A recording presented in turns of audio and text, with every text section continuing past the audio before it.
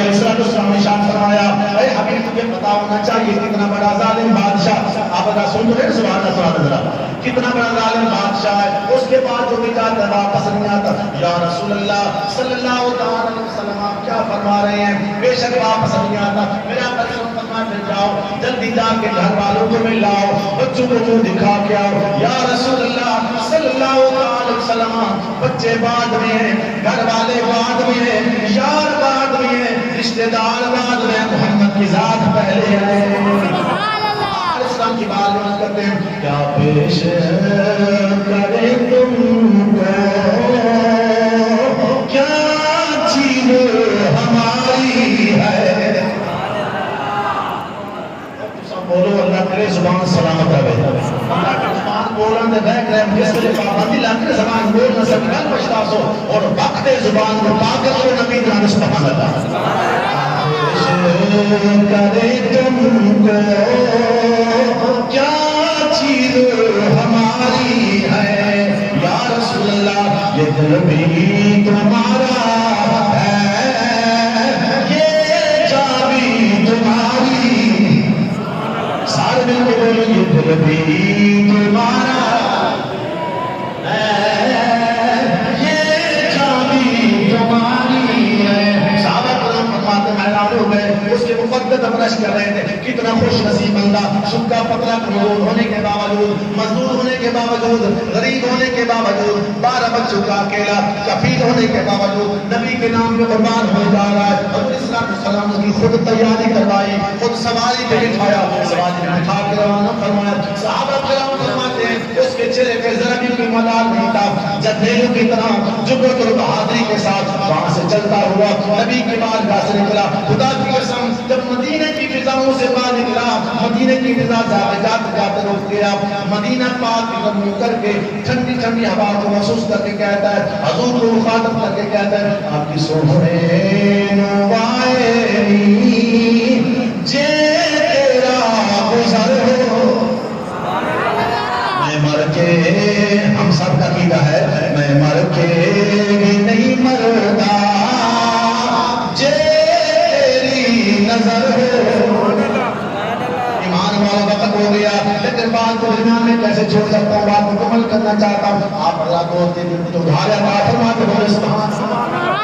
ابھی میرے زیادہ دعا سے چلنے لگا، چلتا ہوا جیسے مسلمت کتاب کے دربار میں پہنچا، گھوڑے سمیت اس کے دربار میں چلا گیا، اس کی سیٹ کے بعد آ کے کھڑا ہو گیا، وہ حیران ہو کے پوچھتا تو کون ہے؟ آپ نے فرمایا تو میرے آنے کا انداز دیکھ کے بتا کہ میں کون ہوں، میں تجھے بتاتا ہوں تو مسلمت کذاب ہے، میں کون ہوں؟ میں محمد عربی کا غلام بن کے آیا ہوں۔ دربار میں پرندہ پر نہیں مارتا، میرے دربار میں کچھ نہیں بول سکتا، تو گھوڑے سمیت آ گیا ہے، بلند آواز سے باتیں کر رہا ہے، تجھے پتہ نہیں یہاں پہ جان جا سکتی ہے، میرے اس آنے کی، پھر اس گستاخی کی صدا میں میرا تن بدن ختم ہو سکتا ہے۔ خدا کی قسم محمد عربی کے غلام نے کہا تھا، آپ فرمایا دنیا کے کسی شعبے میں ناکام نہیں ہوں، سرکار کا نوکر ہوں، میں کوئی عام نہیں ہوں۔ سبحان اللہ۔ ایمان والوں خدا کی قسم حضرت حبیب بن زید فرماتے ہیں، میں جب میں تعارف کرانا چاہتا ہوں میں کون ہوں، آپ فرماتے ہیں خاک مگر عالم انوار سے نسبت ہے، خاک مگر عالم انوار سے نسبت ہے، میں کچھ بھی نہیں لیکن سرکار سے نسبت۔ میں اس چیز کو یہی لوگ کہتا ہوں، وقت ہو چکا ہے، خدا کی قسم سید عالم صلی اللہ علیہ وسلم کے غلام فرماتے ہیں اس ظالم نے میرے غلام کے پہلے انگلیاں کاٹی، پھر ہاتھ کاٹے، پھر سر کاٹا، خدا کی قسم مصطفیٰ کے غلام کو وہ وہاں ٹکڑے ٹکڑے کر رہا تھا۔ میرے آقا کا غلام صحابہ فرماتے ہیں حضور صلی اللہ علیہ وسلم یہاں مدینہ میں بیٹھ کے آنکھوں سے آنسو بھی بہا رہے تھے، اپنے غلام کی داستان بھی سنا رہے تھے۔ کر رہا تھا تحفظ خط نبوت میں صحابہ کرام نے پہرا دیا ہے، تحفظ خط نبوت میں صحابہ کرام نے پہرا دیا، ہزاروں جانیں پیش کیے، نبی صلی اللہ علیہ وسلم کے سارے غزوات کی شہادتیں ایک طرف ہیں، اس غزوہ یمامہ کے شہادتیں ایک طرف ہیں، اس کی تعداد زیادہ، یارو کیوں قربانی پیش کیے؟ صحابہ کرام نے آنے والے مسلمانوں کو، قیامت تک آنے والوں کو درس دے دیا، لوگوں اگر ایمان کی بقا چاہتے ہو، جان کی بقا اسی صورت میں سلامت رہے گی، ایمان بھی اسی صورت میں سلامت رہے گا جس صورت میں تحفظ ختم نبوت کیا جائے گا۔ تاجدار ختم نبوت زندہ باد، زندہ باد، سارے بولو فرائض صاحب کو خوش دیا تھا، تاجدار ختم نبوت زندہ باد، زندہ باد، لبیک یا رسول اللہ۔ آخری نعت دے دیں، اونچی آواز بولے سبحان اللہ۔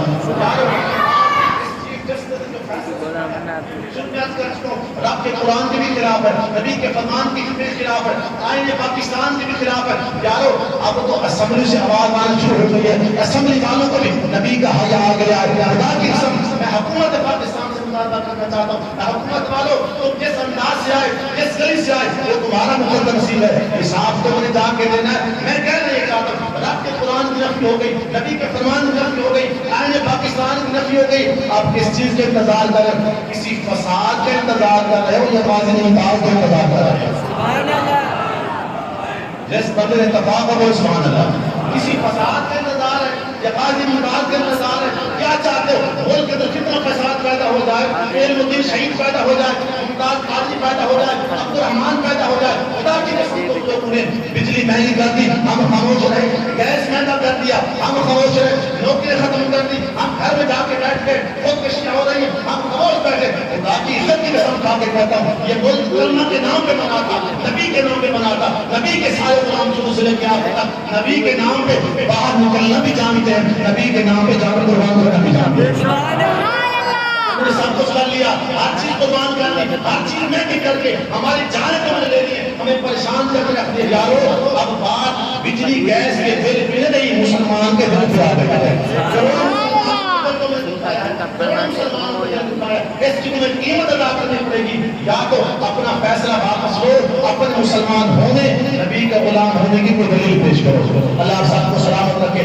میرا فیصلہ، میرا عقیدہ پوری جماعت کا، پورے پاکستان کا عقیدہ ہے، ناموس نبی کی خاطر ہم ہر باطل سے ٹکرائیں گے۔